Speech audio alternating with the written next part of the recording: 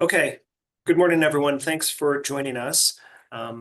So to get things started, I'm Brian Fink. I'm an attorney. I'm based in New York. I work at the Foster Garvey law firm. We have offices around the country, New York, the Pacific Northwest, Washington, D.C. And I work with wineries on all kinds of different matters, from alcoholic beverage trade practice compliance to federal and state licensing, commercial contracts, distribution agreements, custom crush, you name it. I also do some corporate work. Turn over to Glenford. Hey, so I'm an attorney based out of Toronto, Canada. Uh, I'm a little different to Brian in that I work out of a specialty shop. Almost all of what I do is in the food and beverage space, and a big chunk of that is beverage alcohol work within Canada, both with domestic producers and also with internationals. That work is primarily regulatory in nature, so dealing with trade, dealing with the provincial alcohol boards, dealing with interprovincial trade, and also commercial relationships that arise therefrom. I've taught at Michigan State's College of Law. They've got a global food law program, and a great deal of what I do is with international clients. And so I'm really delighted to be here and to share some legal thoughts with you. Great. Thanks, Glenford. So we are, broadly speaking, this is what we're covering today. So we're first going to look at expanding outside of New York into other states. So that means selling to distributors, potentially to retailers, as well as to consumers. And then from there, we're going to move to importing into Canada. And then Glenford's going to talk about the logistics and business considerations for importing, as well as selling to distributors and retailers. We're then going to move on to some business and economic considerations when you're thinking about these types of expansions. And then finally, we're going to conclude with a Q&A. I do want to mention that there's a lot we're going to cover, so we can't go into the details too much. So should any questions come up for you, feel free to ask them, and you're always welcome to reach out to us afterward for whatever reason if we can't get to your question or it just doesn't come to you in time. And then finally, just a little disclaimer, this is a presentation for informational purposes and not legal advice. Okay, so we're going to start first with wholesaler. So I'm sure many of you are pretty aware of this, so I'm not going to go too into it, but the US, as you know, regulates alcohol in sort of a unique way. We have what we call the three-tier system. And broadly speaking, the three-tier system is the alcohol supply chain broken up into distinct components. So for you, you're looking at the first tier, you're looking at manufacturers. And then you're looking at distributors in the second tier, and then you're looking at the retailers in the third tier. And the reason this matters is because the state and federal governments regulate the relationships between the different tiers. And so this is the backdrop. This sits in the backdrop as you're thinking about expanding to other states, how to work with distributors, what you can expect from them, what you can expect from retailers, the kinds of incentives you can give, the kinds of incentives they can give, and so forth. So another component when you're thinking about expanding is that states all regulate alcohol in their own ways. And I know that Pennsylvania is a nearby state of interest, and it is what we call a control state. So in New York, we are generally a licensed state. So we provide private companies with licenses to engage in alcohol sales, alcohol production, alcohol distribution, et cetera. But in control states, the state will function like a monopoly over some aspect of the supply chain. And it might be just with respect to wine and spirits. It might be with respect to just spirits. It may be with respect to the distribution of these things, or it might also include off-premise retail components. So in Pennsylvania, for example, the state itself is the wholesaler of wine. So it's Pennsylvania Liquor Control Board who you would be working with through a certain kind of process. But you can see here the map shows several of the states and some of the jurisdictions that are what we call control states. Okay, so we're first going to work at the wholesale level. So we're going to cover what's called being an out-of-state supplier. So some of you might already do this. So some of you might already be working with wholesalers in other states, and you might already be an out-of-state supplier. Some of you might be thinking about it and haven't quite done it yet. So this component here is just going to cover the nuts and bolts of what it means to be an out-of-state supplier. So what is an out-of-state supplier?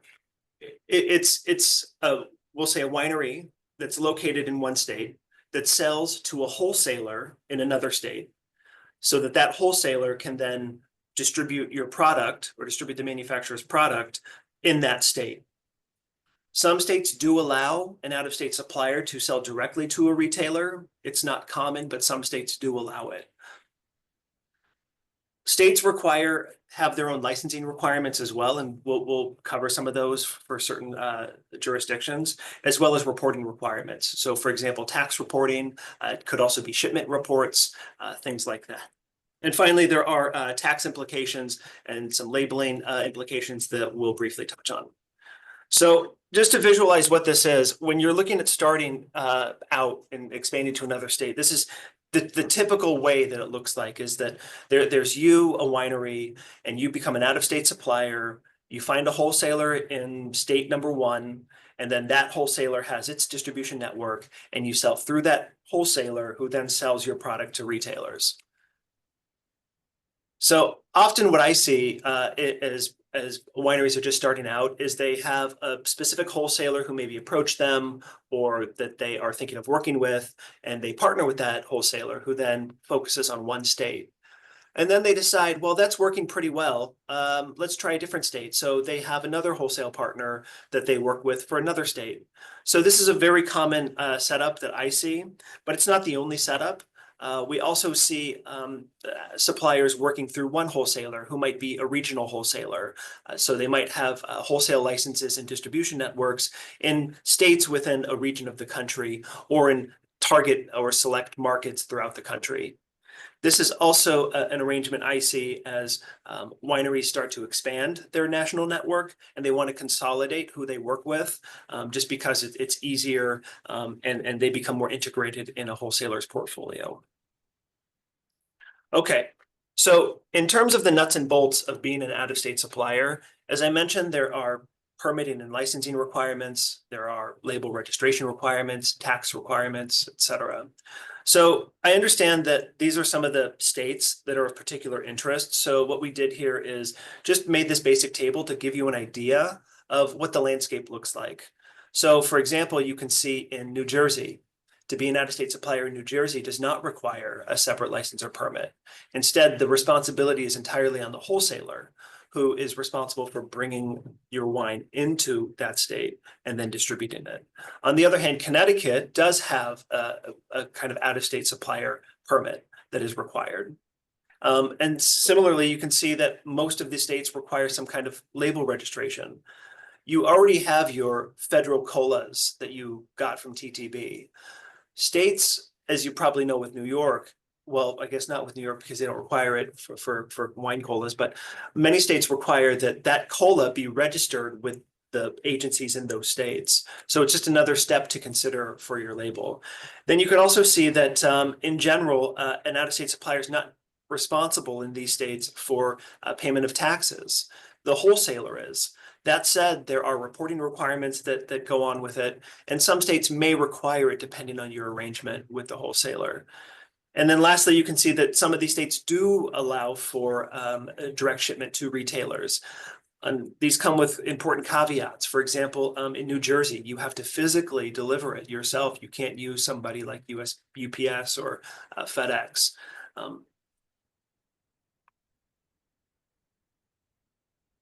So some other considerations as you're thinking about becoming an out-of-state supplier is, as I mentioned, each state regulates these things differently. So it's just important to be aware of what those requirements are.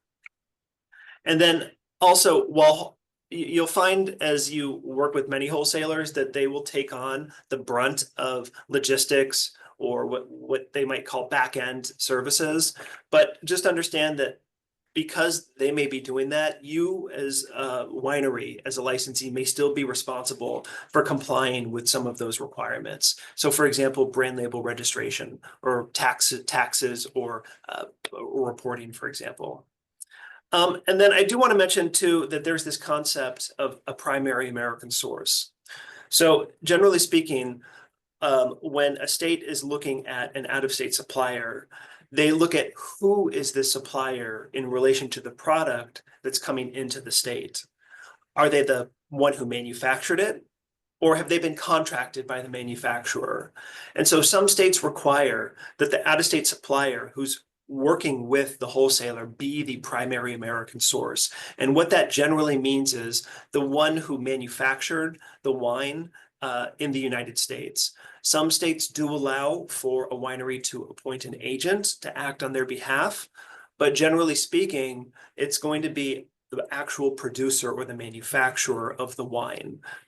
So that means that partnering could become a little complicated in some states, depending on what their requirements are for sourcing. And then finally, and we'll touch on this a little bit later, many states do allow out-of-state suppliers to conduct activities in their states, such as sampling or soliciting sales from retailers. However, those often come with additional permitting requirements. So I know that that's a lot to cover in a little bit. So if there are any questions, please feel free to drop them in the chat. We're going to move on now to selling to consumers. And we're going to look at the same states as we did before. So this is going to be a little bit different.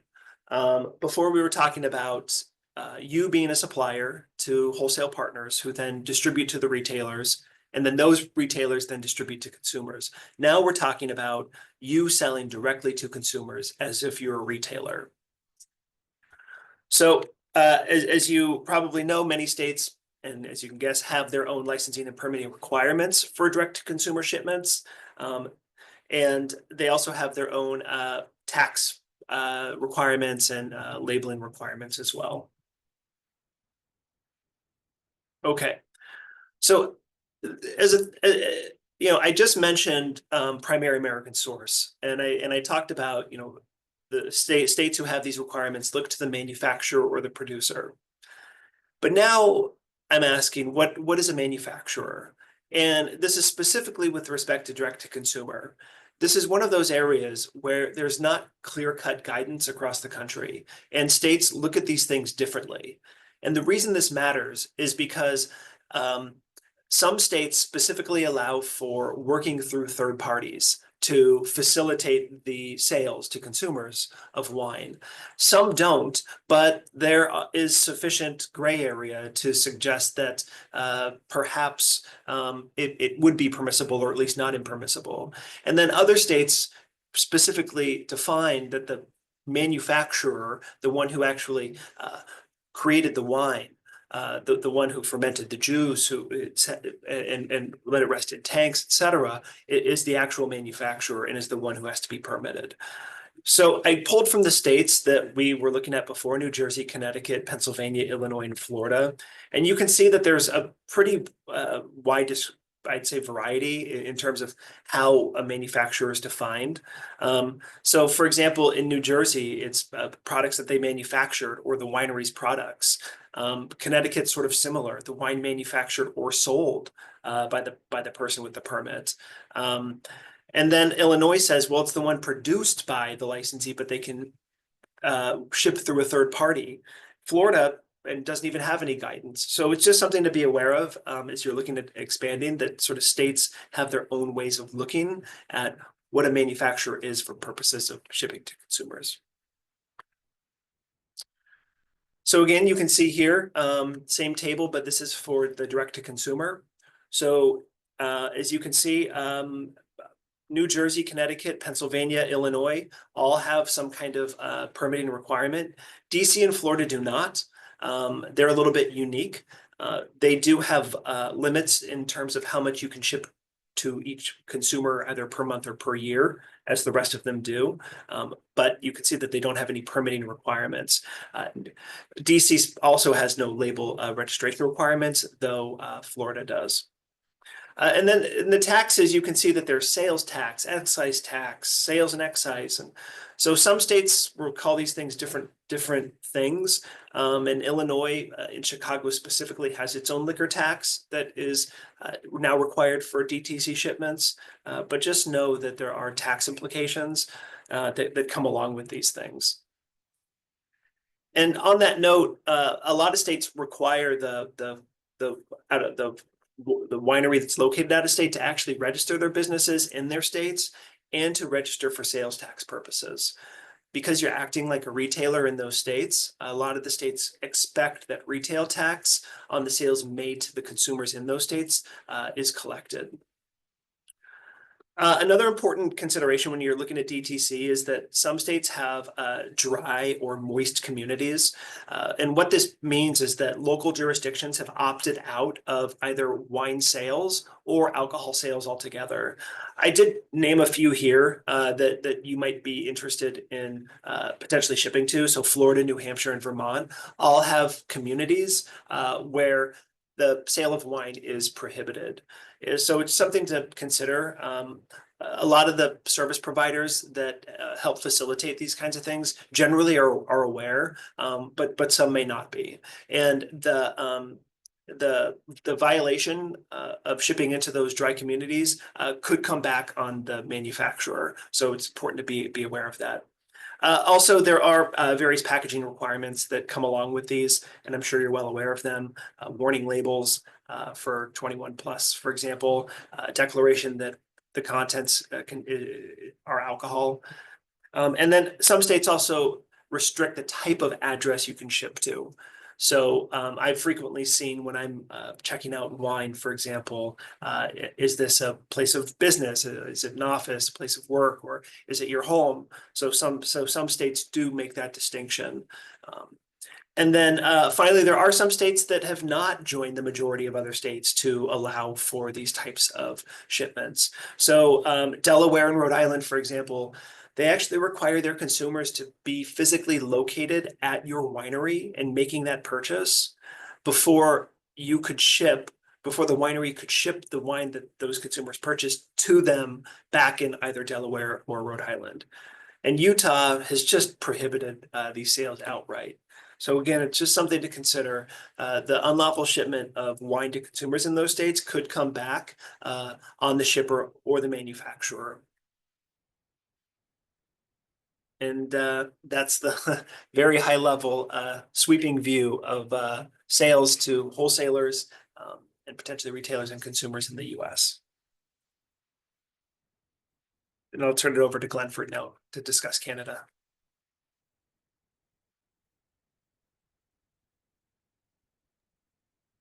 Thanks, Brian. That's so fun. As a Canadian, it's just the United States is so ungovernable. It's incredible. I reflect on Canada and our struggling federalism, and then I'm reminded that we don't have to, deal with 50 provinces. We only have to deal with 10, as different as they might be. But look, that was wonderful. It was really just terrific stuff. I'm here to talk about the Canadian market.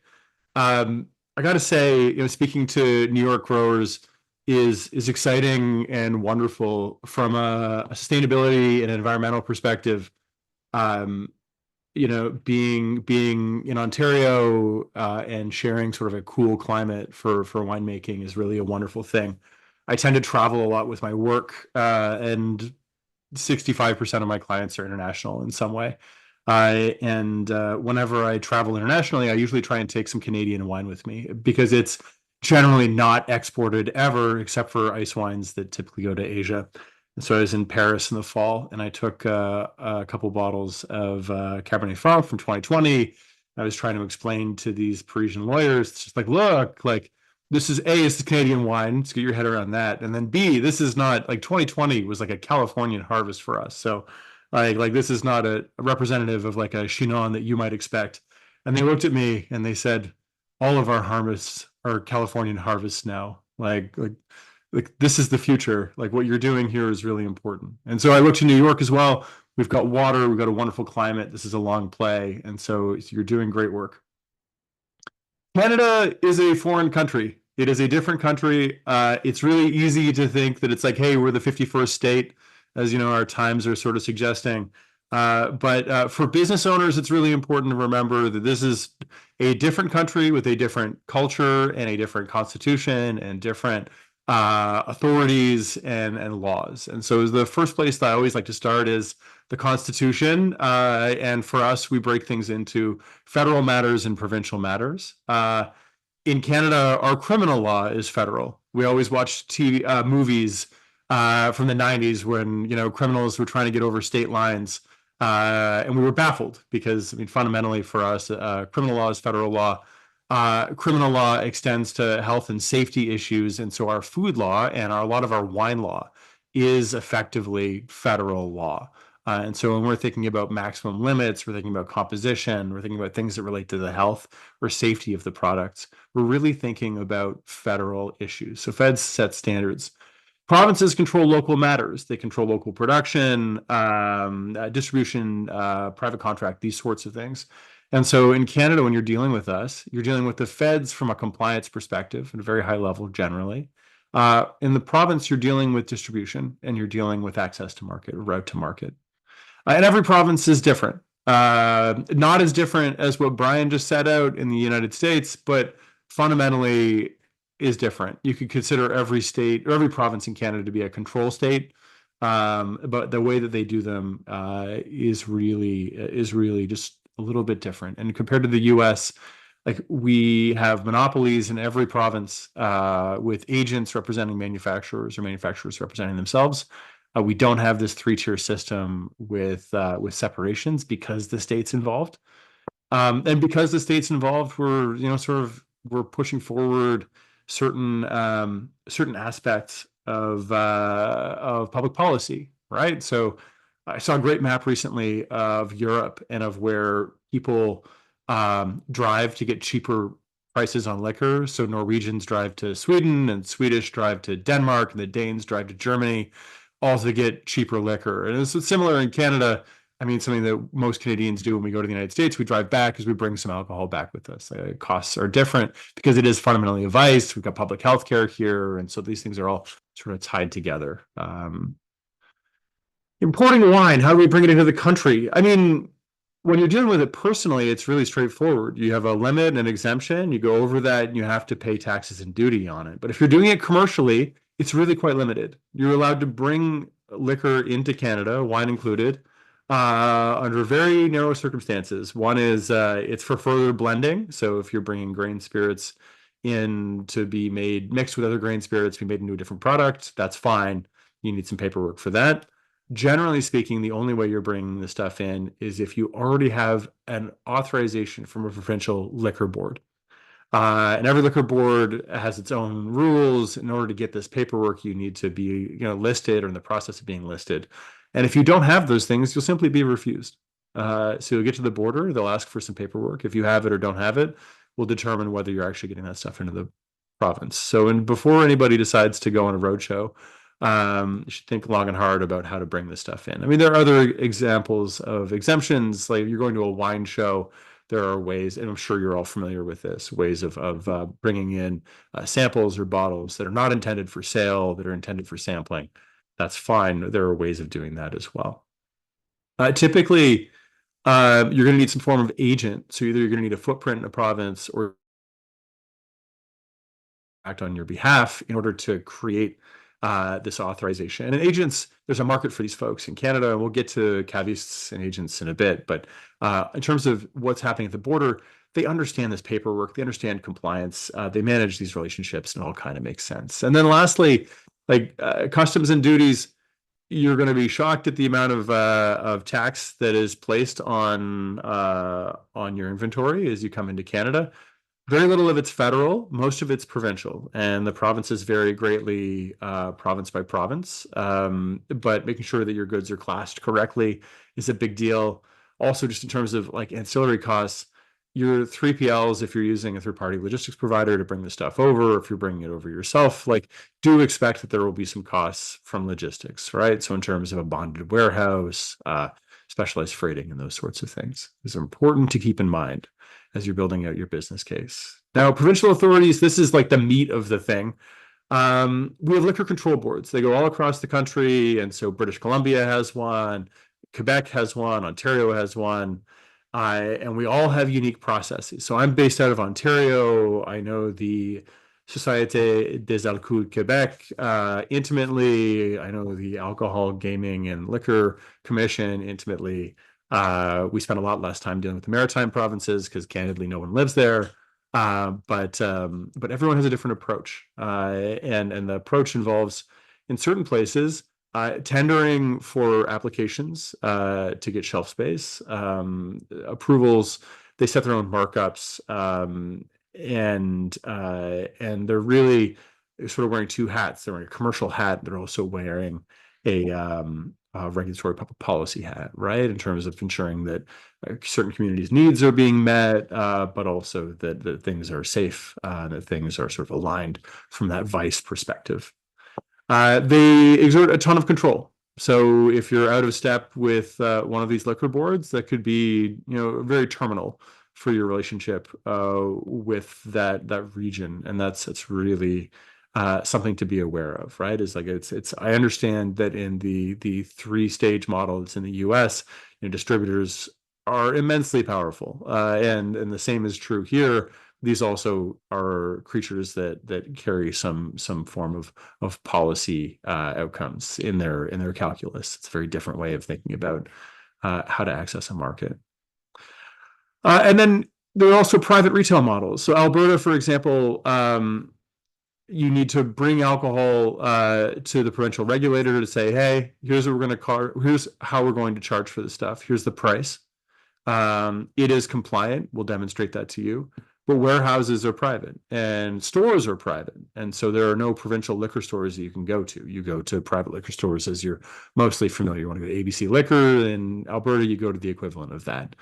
In Ontario, you go to the LCBO. The LCBO is the largest importer of wine and spirits, and beverage alcohol in the world. At least it used to be. I think it still is. And predominantly, we have LCBOs, like Liquor Control Board of Ontario stores, where you go in and you buy your beverage alcohol. In Quebec, it's the SAQ. Now, in these provinces, Ontario and Quebec, there are different sales channels. In Quebec, traditionally, they have sold certain wines and certain beers or ciders or beverage alcohol that is malt based below 7 or 8% alcohol. And this can be sold in corner stores and grocery stores. And there's a lot of paperwork to go along with that, but that's something that exists. In Ontario, we're taking the brave step of moving alcohol into grocery stores and convenience stores. That's something that is very cool for me, who in 2019 was in London and mind was blown by being able to go into a small grocery store and get some greens and then also some funky natty Beaujolais at the same place. Is that small stores who serve very specific markets are offering curated selections of wines. That's something I never thought I would see in my lifetime in Ontario. It's something that is here and has come in very quickly. Now, it's got some bumps as we've rolled this out, but this is something that's very exciting. It's very exciting for niche wine producers. You're not really competing with the E&J Gallows of the world. You want areas where you can have products that are put forth. And so that's really wonderful. But generally speaking, there is change. You're still dealing with that liquor control board. The liquor control board, for example, in Ontario, warehouses everything. So all of the wine that would go to that corner store that sells something unusual would go through the LCBO warehouse first, and then would be pulled from the warehouse to the liquor store. And someone has to pay for that warehousing. Packaging and labeling, very different, something to be aware of. First off, we're a bilingual country. That's really important here. In terms of what's required at the federal level, there are sort of like key labeling requirements, right? The common name of the product, beverage alcohol, the size of the container, the volume or the weight of the thing, like country of origin, those sorts of things have to be bilingual. We're seeing some changes in Quebec, which I'll get to, We have allergen declarations, which are specific to us, and thresholds. Sulfites obviously are a key issue in winemaking. Egg can be a key issue in winemaking for those who use albumin. And again, we're going to get to some unusual stuff in Quebec in a moment. In terms of labeling rules, something to be aware of is, again, there's that public policy element that really restricts advertising. And this is true of brand names. I was on a file with, I mean, it's long ago enough, a product similar to Aviator Gin. And the question is, can you have a brand where someone is seen to be piloting an airplane? And the answer is no, because that would encourage drink driving. What we would like to see is someone sitting in an airplane that's being piloted by a qualified and sober captain. And so these are the types of discussions that you might have with a regulator. Even there's an winery in Ontario called Organized Crime, which is a story about a Mennonite village in Ontario that didn't allow music in its church, and went to another church and destroyed their organ 200 years ago. And they had to fight for a couple years to get the name Organized Crime in as a winery, as something that was acceptable for sale, something that was licensable. And so there are a lot more restrictions, I find, in terms of that branding in Canada. Also, I mean, avoid health claims. An unusual space that's sort of growing is this idea of beverage alcohol products that can contain some therapeutic effect in some way. We don't really see it in wine, but everything is happening very quickly these days. And in Canada, I mean, just there are some space for some basic health claims, not really with anything that's beverage alcohol related. And in terms of the benefits of drinking, the benefits of a product, it's very strict and somewhat prescriptive. There's something that can be of use to you. This is not the TTB, and really just remember that a US label is not a Canadian label. The Canadians, we do allow for stickering, which can be helpful, right? So you're not really relabeling your entire bottle. Often we can throw a sticker on there to comply with the providers in each of the provinces. But there is a tool that I'd like you to be aware of, which is called the Food Labeling Tool for Industry, or FLTI, which is an immensely helpful resource. And it has a special section for beverage alcohol. And so if you're thinking about bringing alcohol into the country, you want to make sure that you're compliant, just to raise issues and make sure that you're thinking about all those sort of components, allergens, et cetera. The FLTI is an amazing resource, Food Labeling Tool for Industry. Practically speaking, when you sell alcohol to any of these provincial retailers or to private retailers, similar to the US, there's this concept of merchantability, and that includes labeling compliance. And so we want to make sure that these things are compliant. So local regulatory support to review labels is something that would be helpful and important. Quebec. I mean, Quebec is like California multiplied by Louisiana. It is largely French speaking. It has its own form of law. It has derived from the Justinian Code, very European. So they have a civil law process. The rest of Canada is common law, just like the most of the United States. But in Quebec, you're dealing with civil law. Lawyers have a civil law degree. It's wildly different. And culturally, it is extraordinarily distinct. Again, in the best way. I have family that lives in Montreal. I love Montreal very much, and so I say this with a great degree of love. But Quebec is certainly the Italy of Confederation in Canada. It is a complicated place and a bureaucratic place, and there are goals other than commerce that often change how you interact with folks. And so, for example, there are language rules that have been brought into place recently in Quebec where French needs to be the predominant language on any label for any good that's sold there. Traditionally, you didn't have to rewrite your marketing copy on your label into French, and now it absolutely needs to be done. I've had files recently which have been quite complex because they've been vermouths from Europe, and they've contained a bunch of Latin, which has been derived from an engraving, or effectively an engraving from 500 years ago, or some art from 200 years ago that is prominent on the label and is fundamentally the design mark that distinguishes that product from others. And the question is, well, do we have to actually place French next to that Latin or that other language? And the answer, for the most part, right now seems to be yes. It's very new, but that's tricky. And the SAQ, being a government monopoly, is tasked with truly enforcing that. Often at the provinces, I'm sure you see this at the state level, there aren't a lot of folks to process and enforce. And so you get these laws that no one actually complies with because the chances of enforcement are so limited. In Quebec, this is a live issue and is impacting literally every manufacturer and importer of beverage alcohol, except for those who are importing French wines or dealing with domestic products. And so that's really important. And then, I mean, secondly, like the SAQ is sort of at the heart of everything. If you have a product that you think might be able to be sold through that grocery or convenience store channel, hold on to your socks. Like it's a really significant process getting that license if you intend to bootstrap that. There are agents on the ground who can do this, but if you wanted to do it yourself, you would need a registered office. You'd need to essentially like carry the flag into Quebec, create a registered office, a footprint there, and then go through a fairly painful licensing process that can take between sort of 8 months to a year and a half. That will be, like the full colonoscopy. Like it'll ask about financial records and stability and who you are, and criminal background checks, which we're all used to, but like it just goes beyond things you might ever think. At the same time, culturally, a wildly different wine market. I love shopping for wine in Quebec. They're more knowledgeable. I try to go to a festival called Raw Wine most years. Actually, this year at the one in Montreal, a Quebec winery was there, Bar Bichette, who've decided to do the SAQ process on their own, which I thought was very brave. And they said humbly, it's like there was a lot of paperwork involved, but they got there. And now I think they're listed, which is really exciting. They had some great wines, and I really enjoyed sort of speaking with them about their process. And I find in Quebec, there is more consumer knowledge on wine. There's more understanding of process.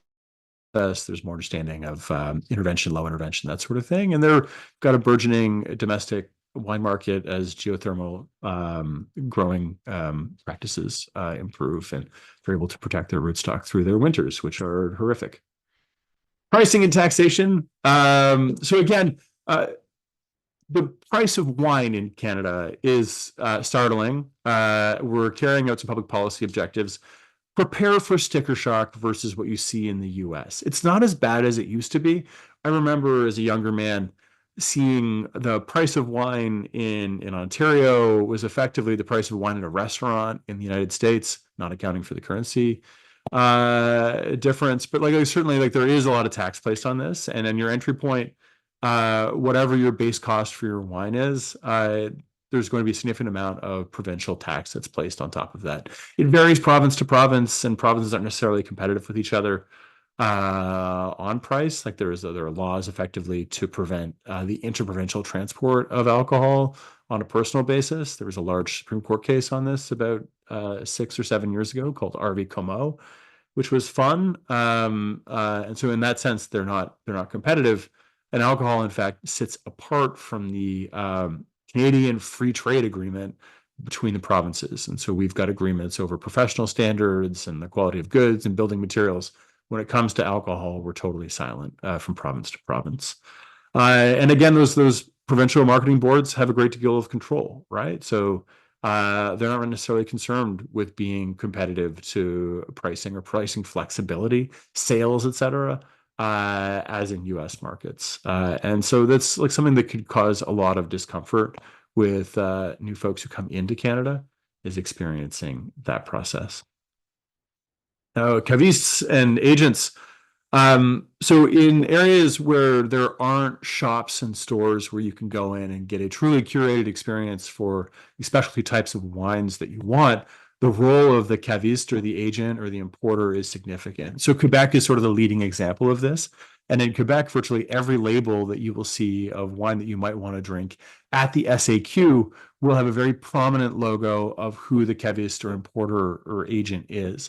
And when I go to shop for wines at the SAQ, I'm almost more concerned about who is importing this. It's almost their seal of approval than who the actual vintner is, because often I won't know them. Maybe I'll go into Vivino and try and figure out who they are, but I don't find that to be terribly useful. What I do find to be terribly useful in those regions is that a caviste has said, look, this is good at this price point. I've established trust with those, and it sort of takes the place of the small store, the local store that sells to knowledgeable clients or people who are sort of winists or enophiles. These cavistes across Canada, there are agents, and agents sell to restaurants, and they typically import a certain amount specifically for clients or consumers in a private sense. And so this is a significant role. Obviously, if you're getting into business with these folks, you want to make sure that you understand what they're doing, what they're not, if they're a priority. Sort of feeling these things out is like any other agency relationship. We do some talent agent work here, and we find that some are excellent and some are not. And often sort of due diligence is the difference between successful relationships and unsuccessful relationships. Something we can be aware of. For e-commerce, direct to consumer is coming slowly, really like something that was wonderful that came out of the pandemic. However, for New York wineries seeking to do business in Canada, this does literally nothing for you. That barrier in getting into the country is a problem, and it involves getting the provincial liquor boards involved. And so I buy all of my Ontario wine online. I go and visit the regions once or twice a year, and then I remember what I like. I know the winemakers for the most part, and so I'll order online. But in terms of getting things from foreign countries online, it's a little bit more challenging. You can order, say in Ontario, from agents or cavistes that you like online, as you would sort of in a private relationship where you're having something curated. But in terms of a true direct from the winery to a consumer DTC relationship, it just doesn't really work. And then lastly, again, to sort of like hone in on, this is a foreign country. Your trademark does not exist here. When I was a kid growing up, there was a band called Bush, who you might remember, and someone else had the trademark for Bush. And so in Canada, the Gavin Rossdale's band was named Bush X until that got sorted out through some litigation. There are strict guidelines on marketing, marketing claims, lifestyle ads. In Canada, we have significant, in some areas, deposit return programs that you should be aware of should you choose to come here.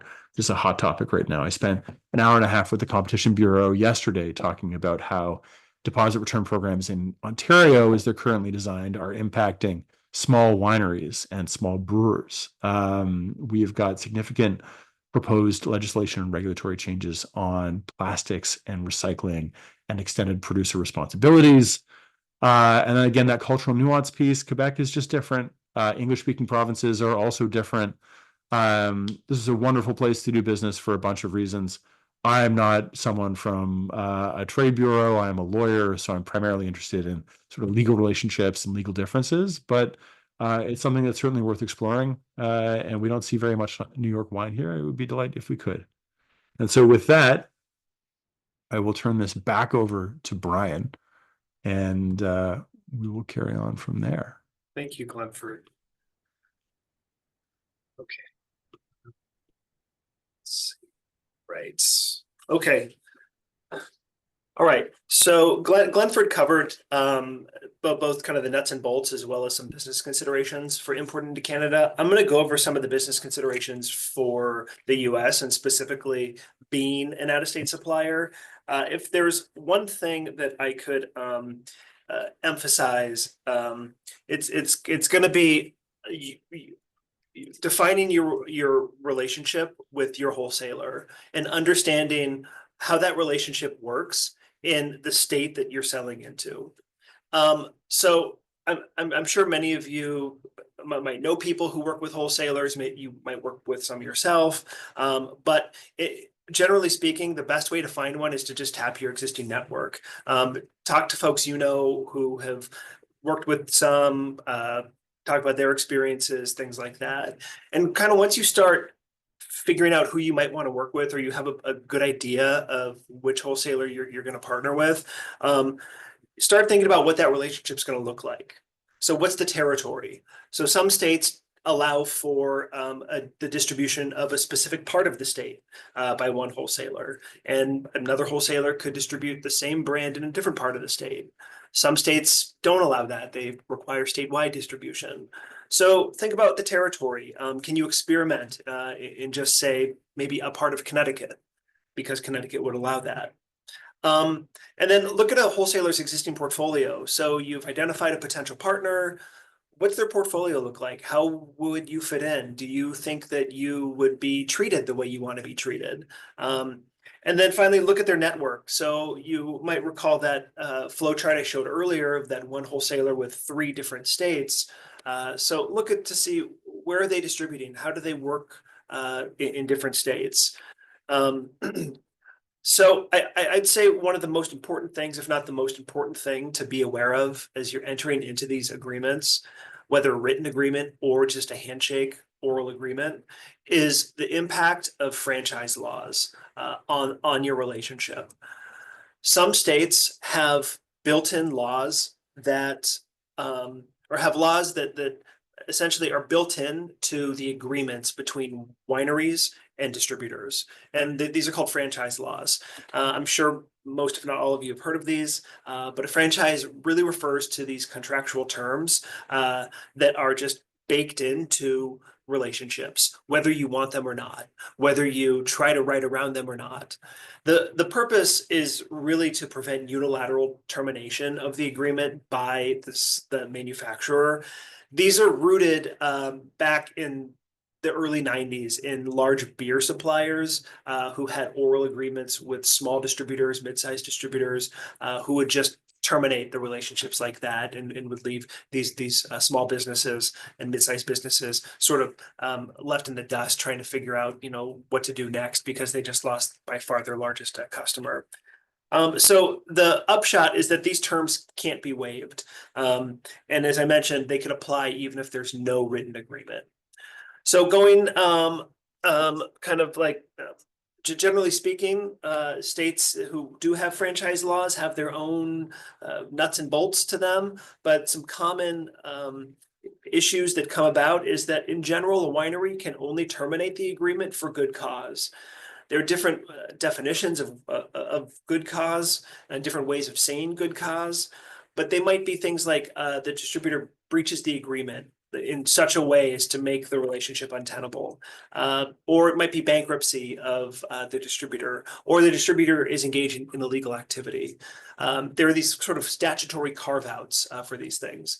And some of them, like Connecticut, for example, wants just a good argument. Why should we allow for this distribution agreement to be terminated? Give us some good reasons.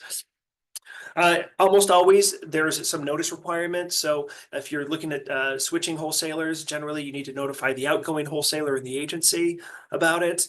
And then some states do have less onerous requirements and even exemptions for smaller producers or for new relationships. Connecticut, for example, treats relationships that are under 6 months old differently from those that are more than 6 months old. And specifically, Connecticut would allow a young relationship to terminate with notice and subject to this waiting period. And I think one of the most important things to know about the franchise relationship is it can become costly. It could be very friendly in the beginning, exciting, and hopefully it stays that way. But as you can imagine, sometimes things don't work out the way people hope, and termination can become costly. So often a distribution agreement will provide for some kind of buyout term of the franchise, and some states have specific guidance on this thing.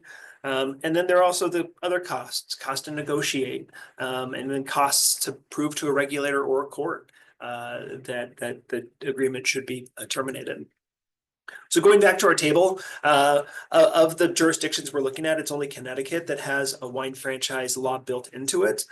New Jersey has a kind of similar law, but it's more about discrimination in pricing to wholesalers, and it applies only to nationally advertised brands. And good luck trying to figure out what that is because it's really not defined. But Massachusetts has these, and several other states as well in the area on the East Coast, as well as in the Midwest, have wine franchise laws. And then these are some really essential terms that should be in a distribution agreement, regardless of the presence of franchise laws.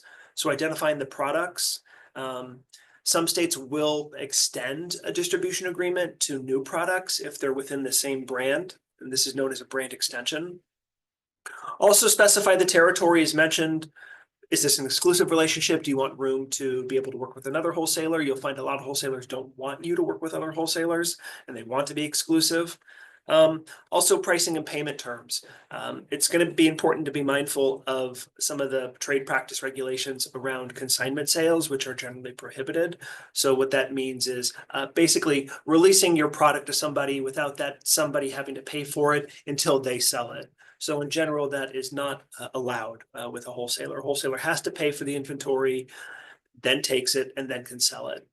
And then also it's going to be important to define the responsibilities, the term, if you can define the term and termination, as well as the use of your IP, dispute resolution, things like that. And then just some other aspects, I touched a little bit on this earlier. So you'll find that wholesalers will market products or they may do promotional activities, and that could be very much a collaboration. But you may find too that you need to do your own self-promotion. And so it's just something to keep in mind. And when you're thinking about costs is, what's this going to cost me to have to go into New Jersey or go into Connecticut or Pennsylvania to just get my name out there? And as I mentioned earlier, some states do allow for you to actually go in and sample or have an agent go in and sample your product. There are going to be rules around that. Where can you sample? How can you sample? And then also soliciting sales. So actually going to retailers, saying to retailers, hey, this is who I am. This is what I make. I think you'd really like this product. And then again, just some economic considerations when you're looking at a distribution relationship is that you're going to have to pay the wholesaler. So it's typically some percentage or multiple of the sales that the wholesaler makes. So, but it could vary, but that's very much the typical pricing model. And with retailers, in general, you can't dictate to retailers what they have to charge consumers. They have independence in doing that. And also understand that some states, like New York, for example, have requirements in terms of how wholesalers set their prices to retailers. And New York also doesn't distinguish between on-premise and off-premise retailers, whereas other states do allow different channels for sales. So Arizona, for example, does allow for channel sales where a wholesaler could charge one set of prices to, say, bars or restaurants and another to wine stores. And again, just some costs that we've covered regarding expansion. So sensitive to time, I know we have about 5 minutes left, so I want to make sure we have room for questions. But that's selling wine in the U.S. and Canada in an hour. Yeah, that's it. We got it. Yeah. Okay. Anyone have any questions for them? Feel free to put them in the chat or the Q&A. Chat or yeah.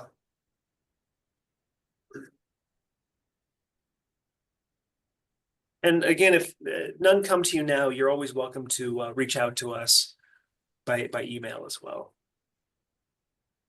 Yes, we will be sending, as I mentioned before, we will be sending this out so you can reference it. You'll have their contact information.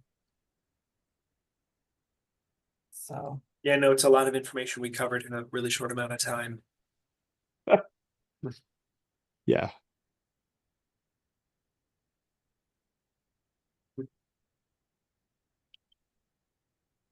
Val, did you have anything you wanted to add at all? Hey, Jen. Hi, Glenford and Brian. This is Val. I work with our market reps in Canada to run our export program, and I just wanted to say thank you for this. A lot of the wineries that are on this call in particular do work in our export program, so we should have some New York wines with the LCBO and hopefully with the SAQ eventually or currently perhaps. We do have a market rep. Like I said, I don't think Andrea or Melissa is on this call. But perhaps we can hook you up with them. And so any New York wines coming your way, when we do have these questions, they can go right to you. Yeah, that's great. That's great. It's funny. It's sometimes it's incredibly simple, and then having folks who sort of just understand the frameworks is a big deal. And so having export bodies who are there is a wonderful thing. It's Like I very think nice to of have boots on the ground, but yeah, more hands would make some lighter work. That would be great. definitely happy to chat. Yeah. It looked like there was a question about in the chat about thoughts on working with 3PLs, for example, Vino Shipper for DTC. And so I'll just briefly respond to that. So I think that any way, any a company that can help you sell your wine is a good value proposition. And there are some companies that logistically do it very well. And I know that Vino Shipper is a really prevalent one. And so I would say that, going back to that slide earlier about what a manufacturer is for DTC shipping, it's important to note that each state has its own regulation of how wine can come to its consumers from a winery located outside of that state. And so some states like Illinois specifically say a winery that has a DTC permit can work with a third-party logistics company. And other states say the person who actually makes the wine has to be the one who ships the wine. And so when you're looking at the service providers, they handle a lot of really helpful aspects of shipping, the label creation, helping to facilitate the sale, helping to promote the brand among online users and consumers. And they often also have permits themselves because they are wineries. As I recall, Vino Shipper is a California winery.